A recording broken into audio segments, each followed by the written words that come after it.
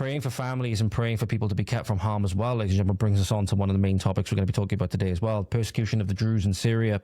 So in Syria at the moment, there's one of the worst atrocities we are seeing unfolding. It can seemingly only be described as a genocide in many ways, with how many people have already lost their lives and the state of the slaughter that we're seeing.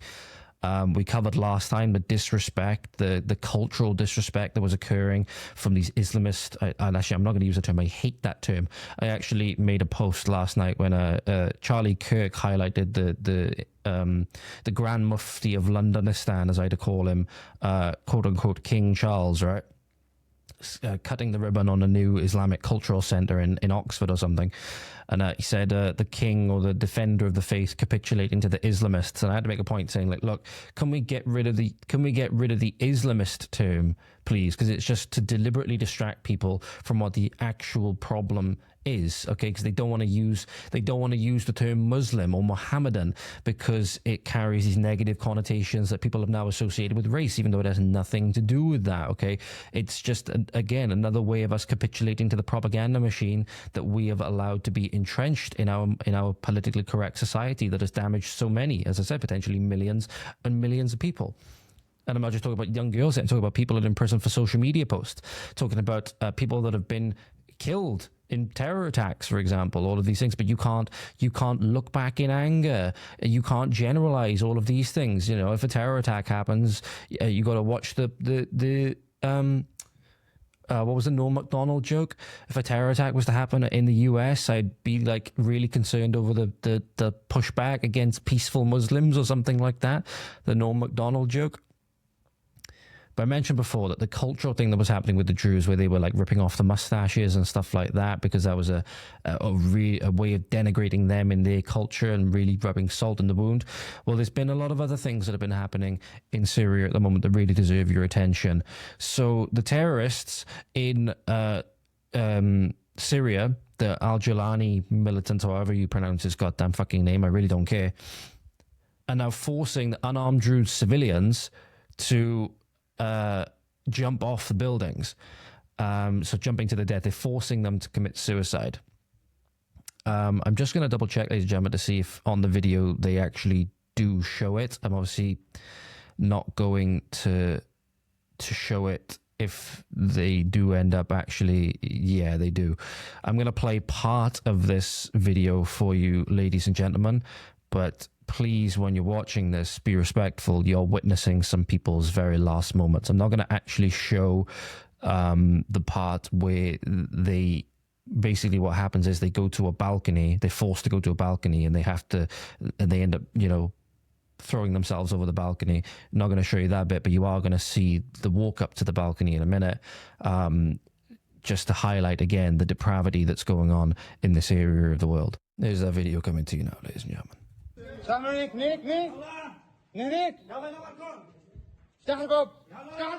So you can see, there's the balcony. There's the balcony. They're opening the door.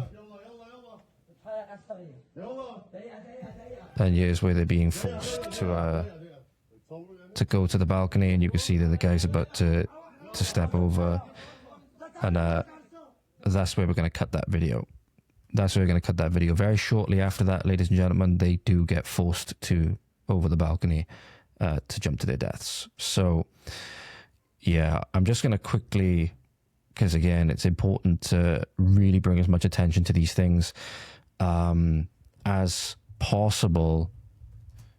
I'm going to bring up their names because the three people, I believe it was, were named. There were three males. It was, so you had Muad Bashar Anu, I hope I'm saying that right, or Arnus. So you have Muad, M-U-A-D, Bashar, and then A-R-N-O-U-S. I believe these two were brothers, by the way, because then you have Bara Bashar Arnus, and then you also have their father, Bashar. And I believe there's a fourth person here that is a person by the name of Osama. It's obviously quite an unfortunate name, but again, they were all forced to their deaths. So here, I'm going to bring this up. This is a still again from just before they were from just before they were forced to jump to their deaths. These are the faces of the victims that you just saw. So again, may their memory live on.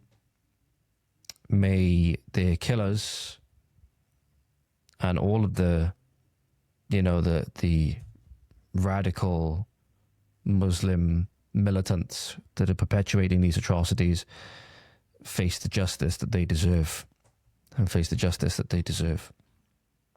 It's very hard. It's very hard in these instances. It's very hard in these scenarios to pray, and I can only imagine how hard it is for the families to try and bring themselves to forgive, especially right now.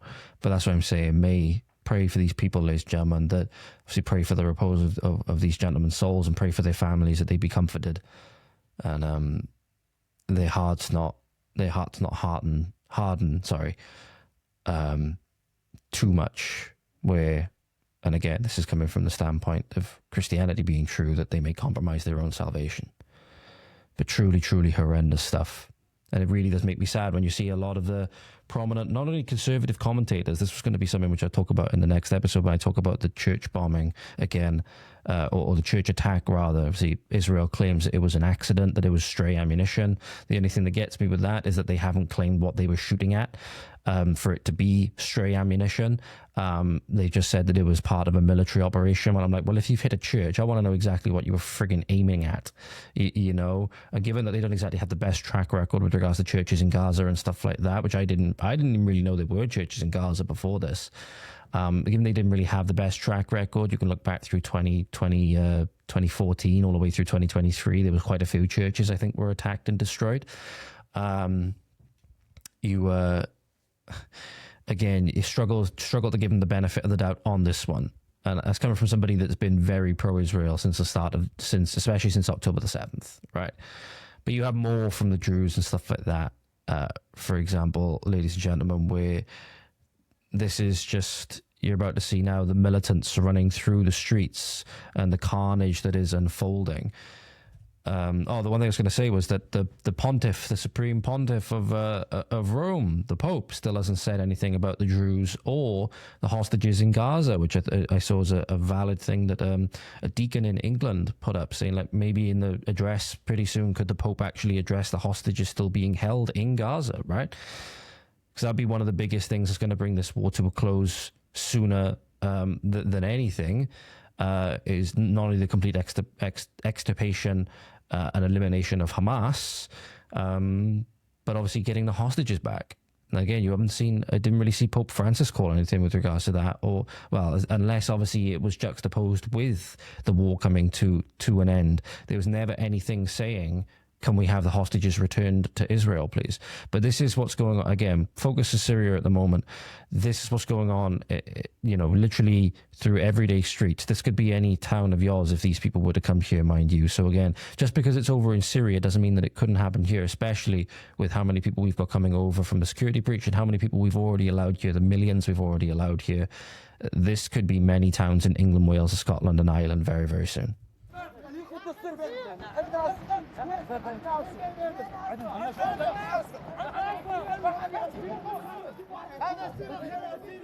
So you can see heavily armed militants just making their way through the streets. You'll see the guy recording this now in a moment. Wearing the tea cloth around his neck. That's why I'm saying, people, please pray for these people. It's truly, truly horrendous.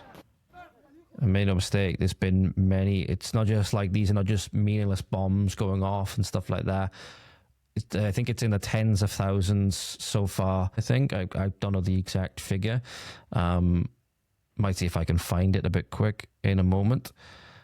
But for those of you giving in I can't play this. I won't play this video because it literally people being slaughtered. This is a video of Syrian forces. Turns out they've actually murdered an American citizen and his entire Druze family. So you have a gentleman by the name of Hossam Soraya was executed in cold blood alongside his brother, father, and uncles and cousins in Sueda. I believe that's how you say it. Hossam was from Oklahoma and a graduate of Oklahoma Christian University. So I tell you what I will do, ladies and gentlemen. I will just put up on screen for you a still image of what happened. This is, and again, if I might have to take this part out of the episode, we'll soon see if this part makes it in.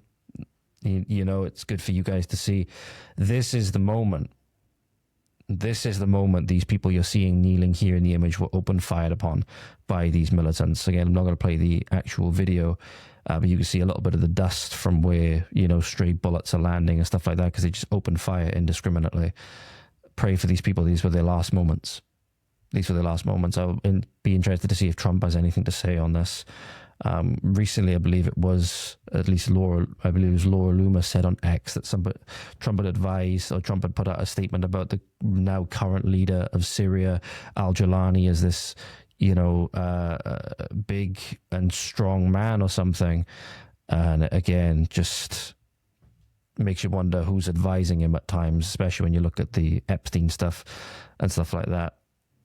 But I just want to show you this now, ladies and gentlemen. This is something which I think you'll find really illustrates it. And I'm hoping I can show you this because this has actually been blurred.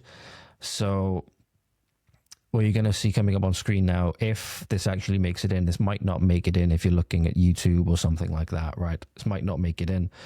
And again, if it doesn't, then I'll describe it for you now as well. You're seeing one of these again, one of these militants, and he's holding like this, like you do a lateral raise in the gym, right? He's holding two beheaded heads. You can't tell if they're male or female or whatever, or if they're adult or children. You can't really tell. He's holding two. Actually, I'm not going to show it. I'm not going to show it.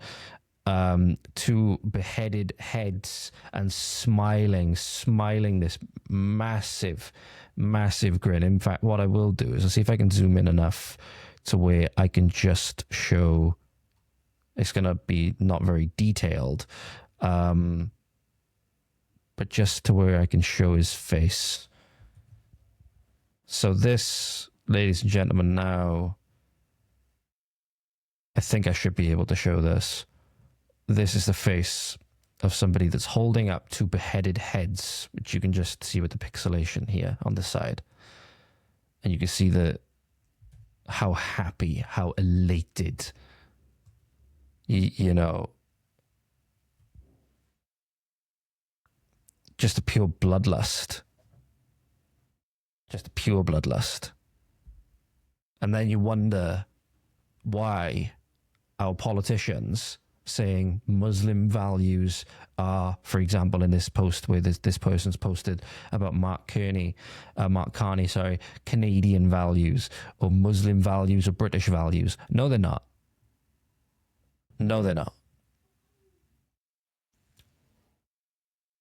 We have nothing in common with this. We're the exact opposite of this. This belongs nowhere in the world, period.